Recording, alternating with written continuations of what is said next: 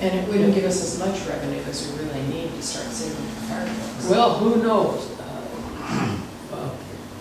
All right, we'll have that discussion next week. We have all the things we need. Okay, let's move forward to general parking infraction penalties order.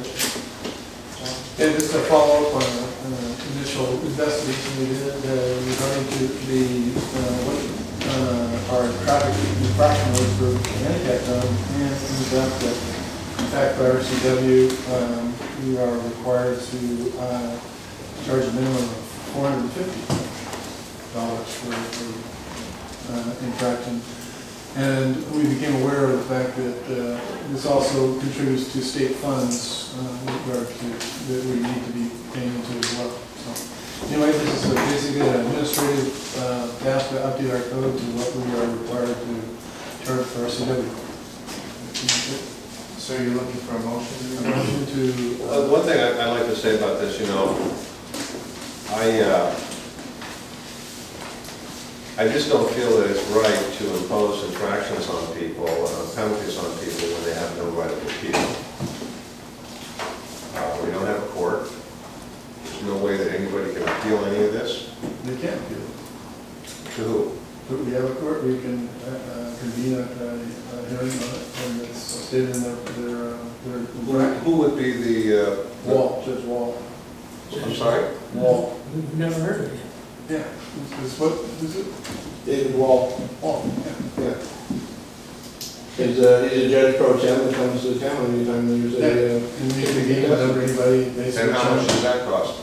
Costs $100. 150. So if somebody wants to somehow, you know, say that I protest my $25 ticket for parking too close to an intersection, Yep. then we spend $150 to No, we waive the ticket. pay for They it. challenge it. Because it costs us money.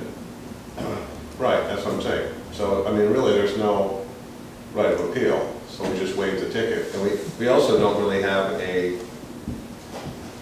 method of collecting. I mean, if somebody decides not to pay the ticket, they don't pay the ticket, right? Return to collection. Which then again, on a alley parking ticket. Well, what are you $10. proposing? To get rid of the fines? Well, I'm just saying that it's unwieldy, you know. I mean, it doesn't seem very fair to me to have a system where you're handing out tickets and you have no right of appeal.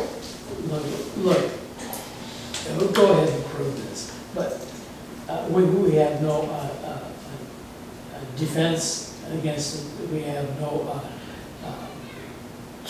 trial defendant, you know, protection. He's right. If it gets too hairy, we cancel the ticket. Yeah. So what are we handing out tickets for? No, we don't have to. We're handing out tickets because most people fulfill their obligation to the Yes. violation and pay.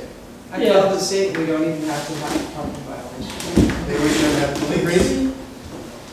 No, we don't. You don't have to find it. Just go with the honors. We don't have to find people. Other than the handicap, which is a state fine, that's the only fine. I have a question about the handicap. If I park in a handicap at the grocery store, it's a fine as well, Yes, even though it's on the private property? yes, the state Because we're not law. required to have it by state law. And they should. That's provided it's legally marked. There's two components to the requirement. It has to have a placard and a sign. Yeah, that's correct. You're saying that we don't have to have it? Well, that's, Who did you talk to I don't see whatever, and that's, you know, those people, I asked them. If we had to find, it had any codes they could know, we don't. Who did you have? What's it called? Yeah, it's MSC, yeah, the research. Oh, MRC. Thank you, MSRC. MRSC. Look at all those letters. Oh. How much money do we make from these tickets? $750. And I don't know off the top of my head. Roughly 750. Yeah. I think it's sort of more than that. I think it's Well, I definitely agree that we need to change this one for handicap, and having a handicapped grandson, I know how many times my son has looked for a parking place, and there's somebody in the handicap zone, and there's nothing on their license, and there's nothing hanging from their visor that indicates they're handicapped. And it's very hard when you actually have a handicapped person in the car that needs that handicap space. And so, you know, I think people should be fined to be in that space when they're not handicapped. So I agree. It's just the additional $200 we don't have to charge. Yeah. You still have to charge $250, I see. But I mean, if it's a state law, we don't have a choice how much we charge, It's $250. regardless of what the Well, is it council something says. that the police enforce? No. Not in general. It's not that we can't enforce it, so if you had a habitual violator and it was going to be processed through district court, like if Bill cites somebody and the guy just says, screw you, and he's parking there, my department would cite in that particular case, but we're not contracted to do ordinances specifically. There are some parking laws that are state laws as well. Well, that's what we're talking about here, it's the Yeah, state. and we have the authority to write a state law violation. We typically don't write those. Those are typically handled by your code enforcement. We have the authority to write them, yes, but you also lose some of the revenue then if that occurs. There's a portion of revenue that goes to the city, and in that case it would go to the county. So it's counterproductive in some sense. Financially it is. Right, but it keeps people out of the handicap space. Well, so does, I believe, so does a citation from code enforcement. So just out of curiosity, we were charging $300, and we were sending $250 to the state. No. It's 200 to the state. 200 to the state. So this increase to $450 is because, You know, I don't have any problem with the handicap zone. I don't either. I mean, I think we should. And whatever the state does, but I mean, the other ones like parking the wrong way, I mean, I could see that it's not right, but I mean, what sort of a, you know, urban, you know, conglomerate are we?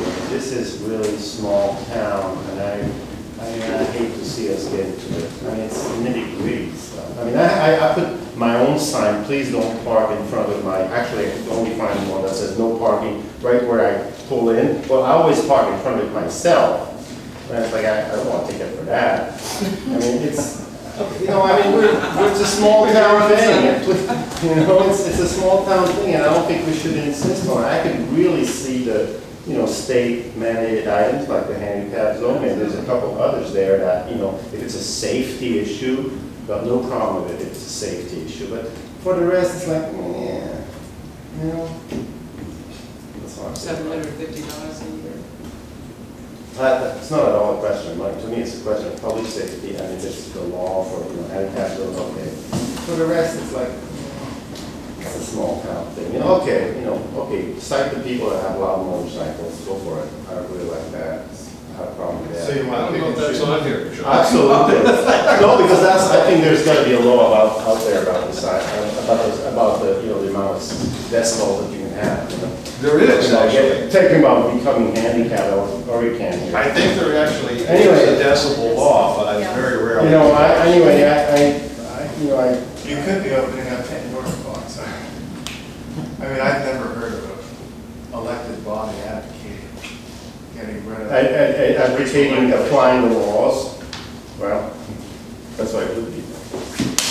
But I move that we anyway, adopt ordinance amending the LCMC 91005. We have a motion, I would second that. we have a second. Any further discussion?